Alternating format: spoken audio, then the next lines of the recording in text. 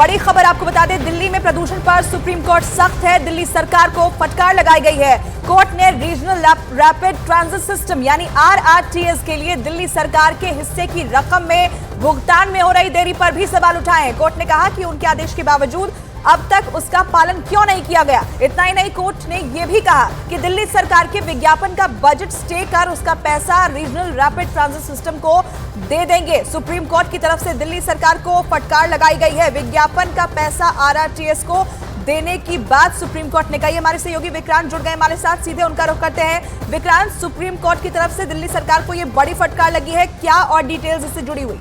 देखिए, पॉल्यूशन के मामले पर सुनवाई चल रही थी जिसमें तमाम राज्य सरकारों का अलग अलग मुद्दे पर कोर्ट डील कर रहा था।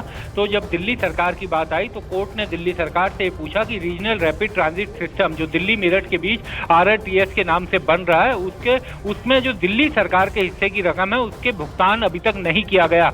कोर्ट ने साफ कहा कि अप्रैल में आश्वासन दिया था दिल्ली सरकार की तरफ से कि हम जल्दी से जल्दी अपना हिस्से का पैसा दे देंगे, उसके बावजूद अभी तक पैसा नहीं दिया गया।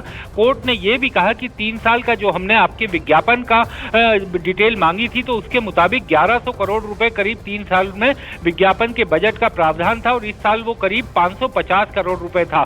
और कोर्ट ने साफ कहा कि अगर राष्ट्रीय प्रोजेक्ट जो नेशनल इंपोर्टेंस के परियोजनाएं हैं अगर उसमें प्रभावित होंगे तो विज्ञापन का जो पैसा होगा वो इंफ्रास्ट्रक्चर को देने के लिए कोर्ट मजबूर होगी। हालांकि कोर्ट ने कहा कि वो 1 हफ्ते के लिए अपने इस आदेश को रोक रहे हैं, लेकिन अगर 1 हफ्ते के अंदर दिल्ली सरकार ने RRTS के लिए अपने हिस्से का पैसा नहीं दिया तो ये आदेश लागू हो जाएगा। और कोर्ट ने यह भी कहा कि 1 हफ्ते के बाद वो इस मामले की सुनवाई दोबारा करेंगे, ये देखने के लिए कि राज्य सरकार ने क्या कदम उठाए हैं। कोर्ट ने कहा कि अब यही तरीका है राज्य सरकार को अपनी बात सुनाने के लिए।